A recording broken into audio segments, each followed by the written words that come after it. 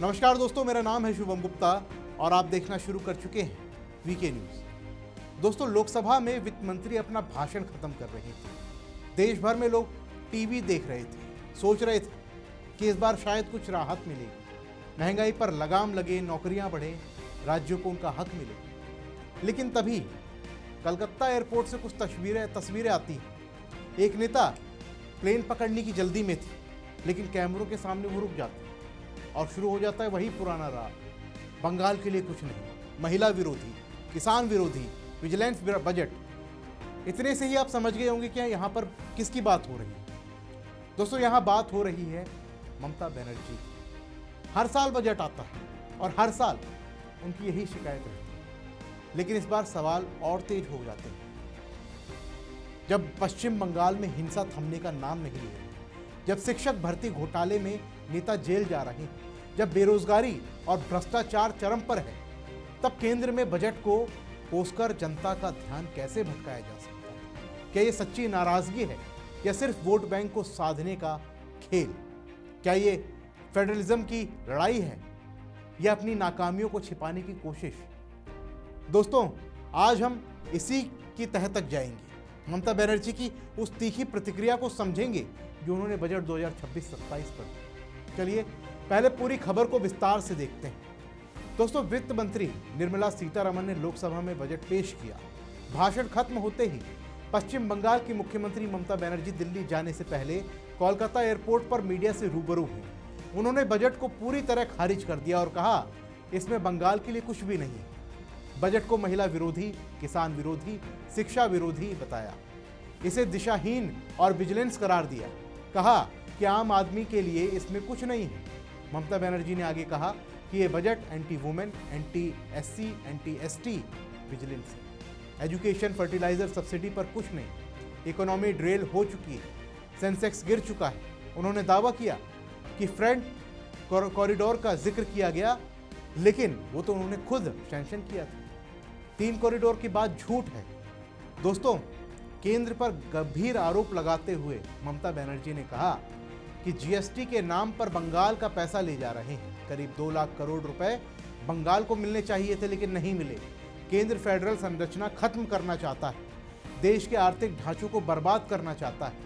आदिवासियों के लिए कुछ नहीं, सामाजिक सुरक्षा पर कुछ नहीं। बजट को उन्होंने हम्टी डम्टी बजट कहा और फिर भाजपा पर सीधा हमला बोला और कहा वो जानते हैं बंगाल में हार रहे हैं, इसलिए एसआईआर कर रहे हैं। हमसे राजनीतिक तरीके से लड़ें, दम हो तो लड़कर दिखाएं। इंडिया अलायंस केरल, तमिलनाडु, बंगाल और असम में जीतेगा। उन्होंने बताया कि कल वो चुनाव अधिकारी से मिलेंगी और दिल्ली में अपने सांसदों से भी। दोस्तों, सबसे पहले तो ये ममता बनर्जी की एक पुरानी आदत है। हम सब जानते हैं, हर बजट में बंगाल के लिए कुछ नहीं, ये चीज़ वो हर बार कहती है।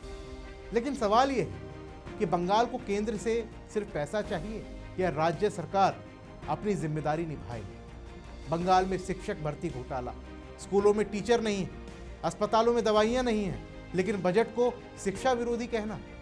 फर्टिलाइजर सब्सिडी की बात की, केंद्र ने तो बढ़ाई है, लेकिन राज्य में किसानों तक पहुँचाएगा कौन? ममता जी। फेडरल संरचना का रोना, 2 लाख करोड़ का दावा, लेकिन जीएसटी काउंसिल में बंगाल के प्रतिनिधि भी बैठते हैं, फैसले साथ में होते हैं। अगर पैसा नहीं मिला तो राज्य की योजनाओं का बजट कहाँ गया?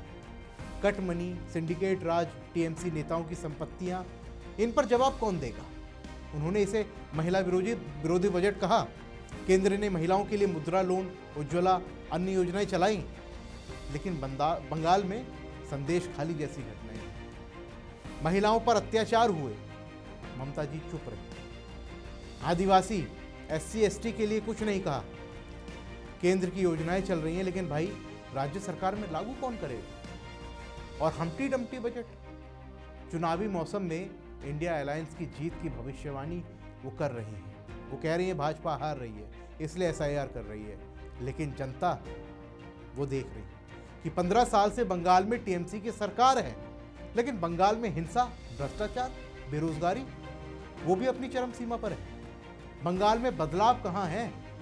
सिर्फ केंद्र को दोष देकर जनता को गुमराह करना, ये राजनीति नहीं, ये धोखा है। ममता बनर्जी कहती हैं कि दम हो तो लड़कर दिखाओ, लेकिन लोकतंत्र में लड़ाई वोट से होती है। जनता तय करेगी कि कौन सच्चाई बोल रहा है, कौन सत्ता बचाने की जुगत में है। और आखिर में यही सवाल रह जाता है कि बजट देश का होता है, किसी एक राज्य का नहीं। लेकिन अगर राज्य सरकार अपनी हर नाकामी केंद्र पर थोप दे तो जनता कब तक चुप रहेगी। ममता बनर्जी की ये प्रतिक्रिया सिर्फ बजट पर हमला नहीं, उनकी राजनीतिक मजबूरी, वोट बैंक की राजनीति। जनता सब देख रही है, जनता पूछ रही है कि बंगाल का विकास कब होगा, असली जवाबदेही कब आएगी। दोस्तों, ये सच्चाई है बंगाल की, और इस सच्चाई पर, ममता बनर्जी पर आपकी क्या राय है? आप क्या कहेंगे? कमेंट बॉक्स में मिलिए। फिलहाल के लिए इस रिपोर्ट में बस इतना ही। मिलते हैं अगली वीडियो में, तब तक के लिए जय हिंद। वीके न्यूज, राष्ट्र के नाम।